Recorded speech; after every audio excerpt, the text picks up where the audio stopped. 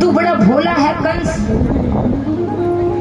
वसुदेव जी कन्हैया जन्मते ही उसको रातों रात गोकुल छोड़ आए थे। जैसे ही ये बात कंस ने सुनी, कंस को बड़ा क्रोध आता है। अरे वसुदेव ने मेरे साथ इतना बड़ा धोखा किया, मैं छोड़ूंगा नहीं। वसुदेव को अभी प्राणों से मार डालता हूं, जान से मार डालता हूं। नारद जी ने कहा रुको कंस, वसुदेव को मारने का तुम्हें फायदा नहीं है, क्योंकि अगर तुम वसुदेव जी को मारोगे कन्हैया को पता लगेगा। अरे अभी कन्हैया मात्र 11 साल का है और डर के मारे कहीं जाके छुप जाएगा, किसी दिन रात में आकर तेरा गला दबा देगा।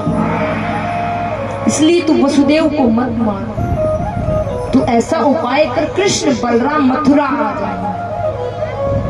नारद मुनि ऐसा कह करके चले जाते। अब कंस ने एक योजना बनाई। देखिए इंसान मृत्यु से बचने का कितना भी प्रयत्न क्यों ना करे, किंतु मृत्यु से, मौत से बच नहीं सकता। मौत अपने आप अपनी जगह खींच लेती। अब कंस देखो अपनी मृत्यु अपने पास बुला रहा है। ये सच्ची बात है। देखिए जीवन का अगर कोई अटूट सत्य है तो है मृत्यु। क्या है सबसे अटूट सत्य? मृत्यु। एक बार गरुड़ जी भगवान नारायण का दर्शन करने जा रहे थे, तो गरुड़ जी ने देखा एक कौवा था। वो कौवा रो रहा था। तो गरुड़ जी ने कौवे से पूछा भैया तुम क्यों रो रहे हो? तो कौवे ने बताया मैं क्या बताऊं गरुड़ जी, मैं यहाँ पर बैठा था, आपसे पहले यहाँ पर यमराज जी भगवान का दर्शन करने गए थे और यमराज जी मुझे देखकर इतने हंसे, बड़े जोर से हंस रहे थे। अब भैया किसी की तरफ यमराज देख के हंस जाए तो समझ लीजिए टिकट कटने वाली। तो कौवा कहने लगा गरुड़ जी आप पक्षियों के राजा हैं, मुझे यमराज से बड़ा डर लगता है, मुझे बचाइए। गरुड़ जी ने कौवे को अपने पीठ पे बिठाया और कहा यहाँ से महेंद्र पर्वत तुझे लेकर चलता। गरुड़ जी ने कौवे को पीठ पर बिठा करके उस कौवे को गरुड़ जी महेंद्र पर्वत पर छोड़ करके आते और पुनः आकर के भगवान नारायण का दर्शन करने जा रहे। इतने में ही यमराज जी गरुड़ जी को मिल गए और यमराज जी गरुड़ जी को मिले तो यमराज जी पुनः गरुड़ जी को देख देख जोर जोर से हंस रहे। गरुड़ जी कहने लगे कैसे यमराज जी आजकल आप सबकी तरफ देख के हंस रहे हो, बात क्या? यमराज जी कहने लगे क्या बताऊं, मैं पहले जब अंदर गया तो यहाँ पर कौवा बैठा था, उसे देखकर मुझे हंसी इसलिए आई क्योंकि उस कौवे के मस्तक पे लिखा था इस कौवे की मृत्यु कुछ ही देर में महेंद्र पर्वत पर होगी। तो मैं ये सोच के हंस रहा था कि महेंद्र पर्वत तो यहाँ से करोड़ों योजन दूर है, यानी ये कौवा 7 जन्म भी ले लेगा तो महेंद्र पर्वत नहीं पहुंच सकेगा। तो इसलिए मुझे हंसी आ रही थी कि कौवा इसकी मृत्यु वहां पर कैसे हो सकती है। और आपको देखकर हंसी इसलिए आ रही है कि देखो मृत्यु भी कैसी है, इंसान को, जीव को अपने आप खींच लेती है। आप स्वयं कौवे को अपने पीठ पर बिठा करके महेंद्र पर्वत छोड़ के आए। गरुड़ जी उस कौवे की मृत्यु महेंद्र पर्वत पर रहने वाले बिल्ली से होने लिखी थी, सो हो गई। गरुड़ जी कहने लगे जय हो महाराज, मैंने तो सोचा कुछ पुण्य कमा लिया जाए, बेचारे कौवे के प्राण ही बच जाए। कहने का मतलब मृत्यु से इंसान कभी बच नहीं सकता।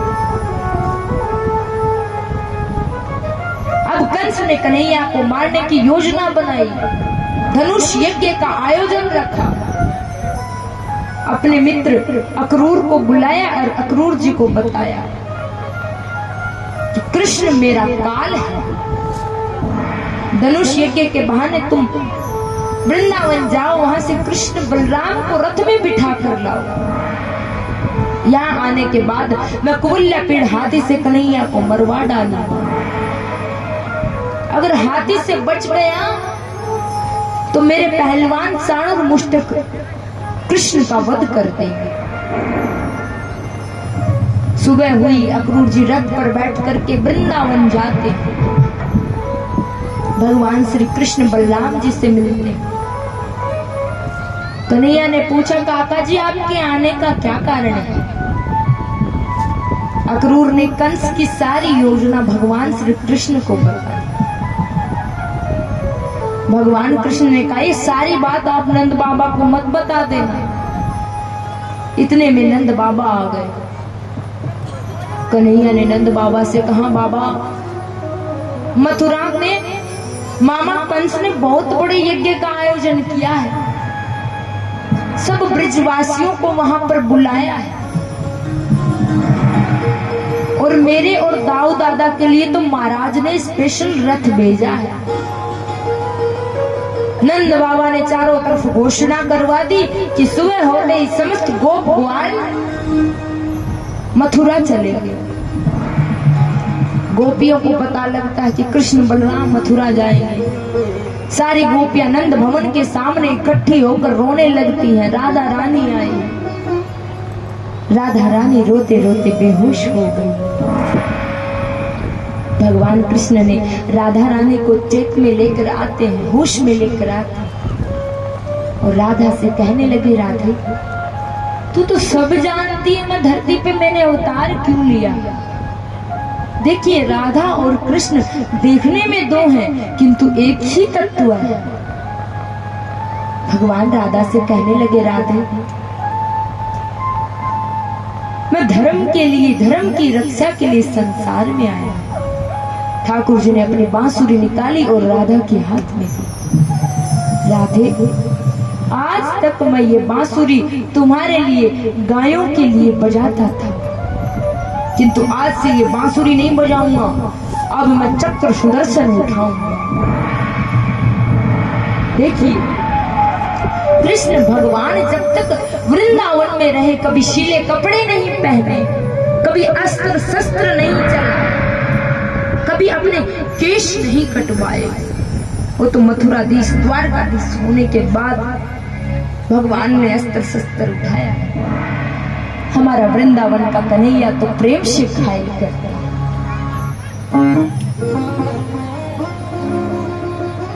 राधा रानी को समझाकर भगवान विश्राम करते हैं। सुबह होते ही समस्त गोप ग्वाल नंद बाबा मथुरा की ओर रवाना होते हैं। अक्रूर जी ने कृष्ण बलराम को रथ में बिठाया। रथ मथुरा की सीमा में पहुंचता है।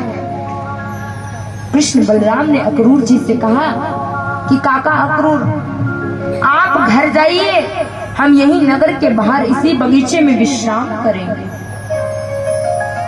नंद बाबा इत्यादि ग्वाल बाल पहले से ही उस बगीचे में पहुंचे हुए थे। कृष्ण बलराम वहीं बगीचे में रुकते हैं। अक्रूर जी ने कंस के पास जाकर कृष्ण बलराम के आने की सूचना दी।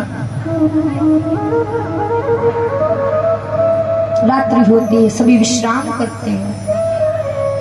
सुबह जब उठते हैं तो ग्वाल बालों और कृष्ण बलराम ने नंद बाबा से कहा कि बाबा हमने मथुरा नगरी के बारे में बहुत सुना, एक बात बताइए, मान लीजिए आपने दिल्ली के बारे में बड़ा सुना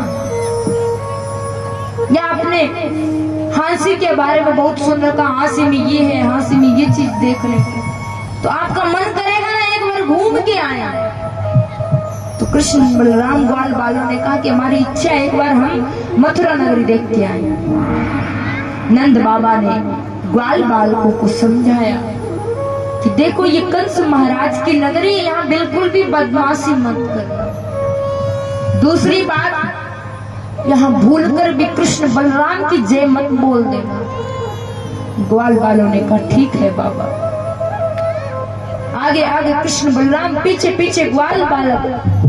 जैसे ही मथुरा नगरी के मुख्य दरवाजे में प्रवेश किया तो ग्वाल बालक सब भूल गए कि नंद बाबा ने क्या समझाया।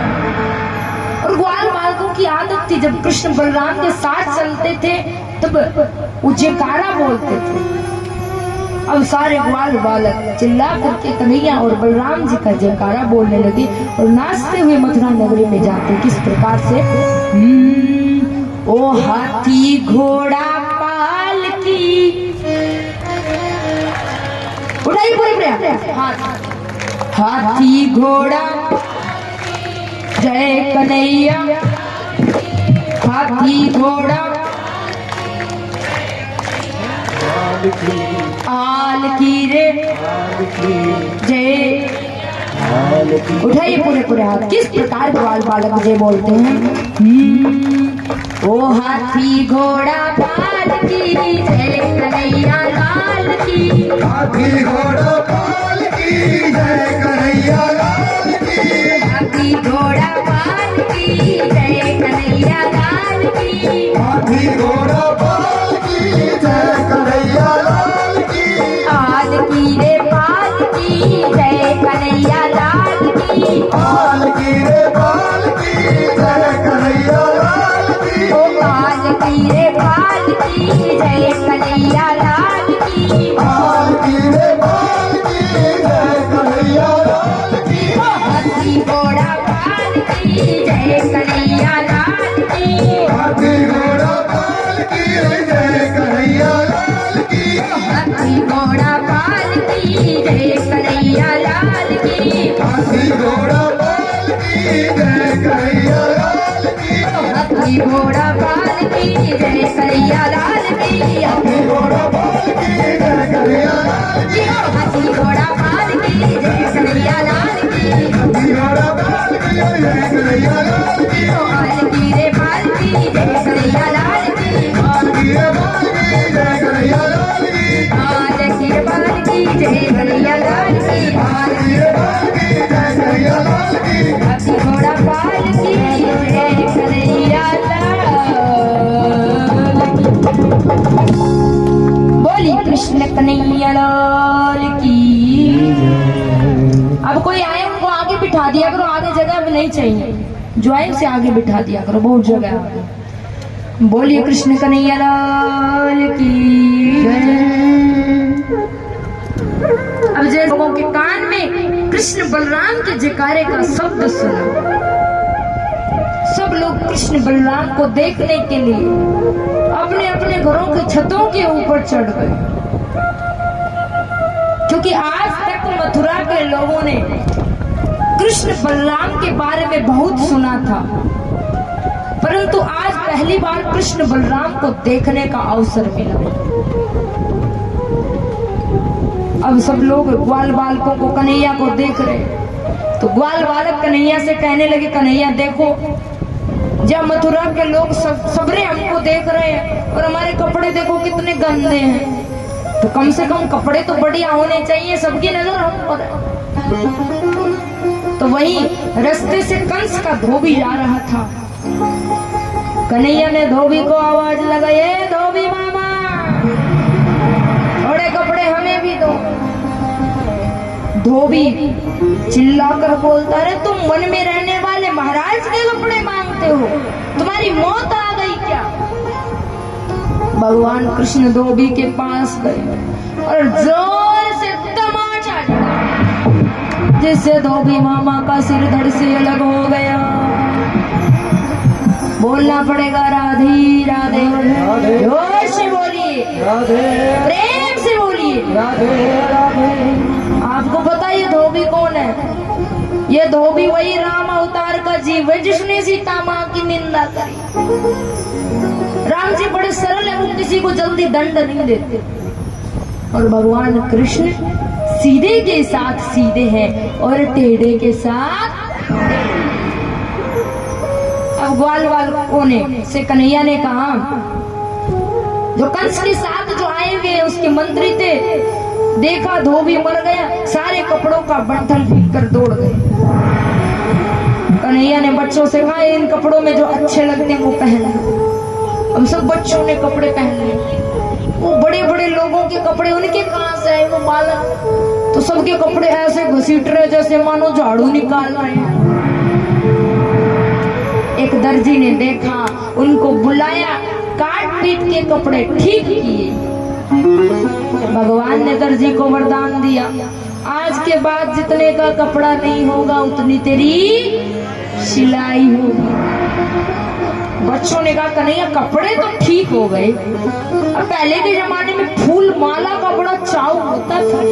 किसी को ये फूल की माला कहीं से मिल जाए तो पूरे गांव में दिखाता, देखो मेरे को आज फूल माला मिली। तो बच्चों ने कहा फूल माला और मिल जाती बढ़िया होता। वहां से प्रभु सुदामा माली के घर गए। सुदामा माली ने सबका फूल माला पहना के स्वागत किया।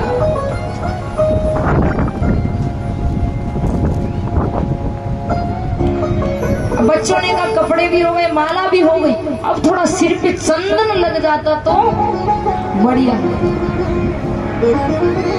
तो वही रास्ते से कंस की कुब्जा नाम की दासी जा रही थी, जो कंस को चंदन लगाने का काम करती थी। अब जो कुब्जा थी वो 3 जगह से टेढ़ी, कितनी जगह से टेढ़ी? 3 जगह से, और एकदम कुरूप थी। भगवान कृष्ण ने कुब्जा को पीछे से आवाज दी, अरे ओ सुंदरी। आज बेचारी कुब्जा को जीवन में पहली बार किसी ने सुंदरी कहा। कुब्जा खुश होकर दौड़ कर आई। भगवान ने कहा थोड़ा चंदन लगाओगे क्या? कुब्जा ने ठाकुर कृष्ण बलराम ग्वालों को सबको चंदन लगाया। भगवान ने कुब्जा को सीधा करने की इच्छा से कुब्जा के पैर पर पैर रखा, ठोड़ी के 2 अंगुली लगा के धीरे से उछकाई, जिससे जन्म से 3 जगह से टेढ़ी कुब्जा एकदम सीधी और एकदम सुंदर हो जाती है। अब ऐसी बातें माताओं में बड़ी जल्दी फैलती है। पूरी मथुरा में हल्ला मच गया, भाई हमारे यहाँ तो चलता फिरता ब्यूटी पार्लर आ गया। कुब्जा जैसी कुरूप स्त्री को भी सुंदर सीधा बना दिया। अब कृष्ण बलराम वहां से वो ग्वालों के साथ यज्ञशाला में प्रवेश करते हैं। वहां एक बड़ा सा धनुष रखा था। कंस के मंत्रियों के रोकने पर भी कन्हैया ने वो धनुष उठाया और पीठ से तोड़ डाला। कंस के मंत्री युद्ध करने आए, कृष्ण बलराम ने बढ़िया उनकी सेवा करी, सबका गोविंदा नमो नमः करते हैं।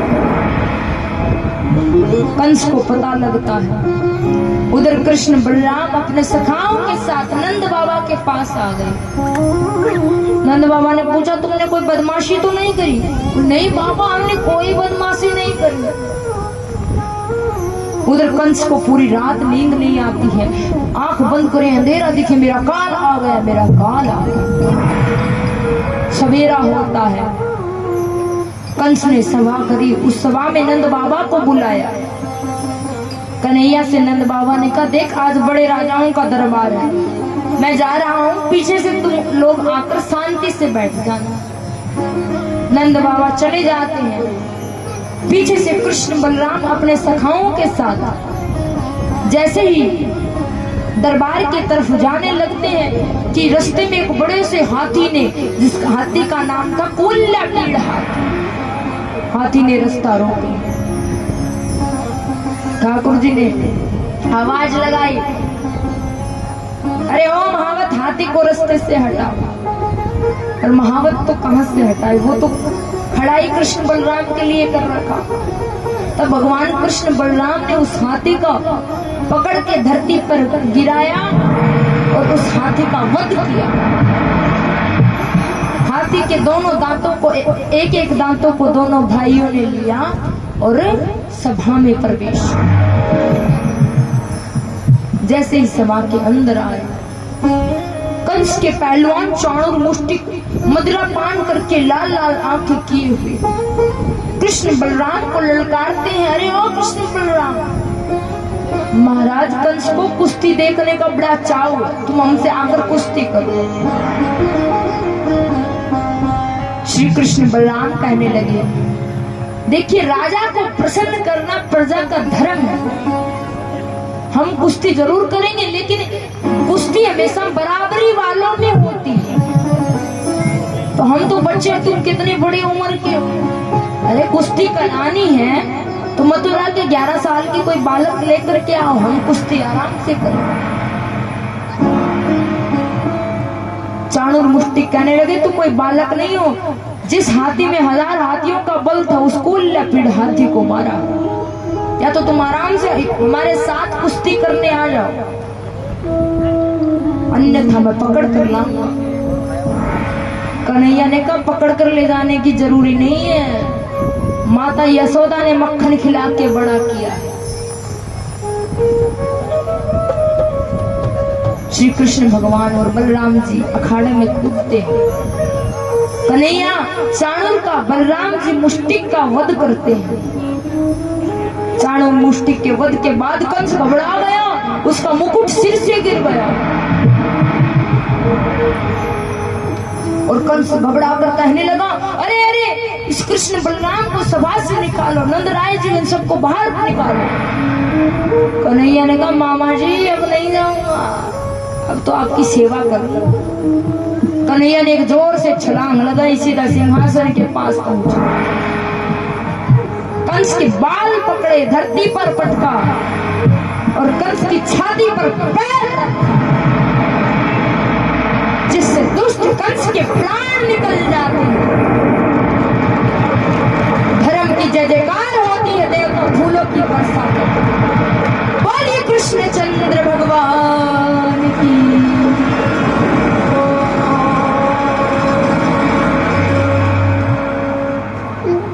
कंस के मरने के बाद सब खुश होते हैं, लेकिन कंस की 2 रानियां दोनों रोती हुई अपने पिता के पास चली गई। भगवान कृष्ण ने सर्वप्रथम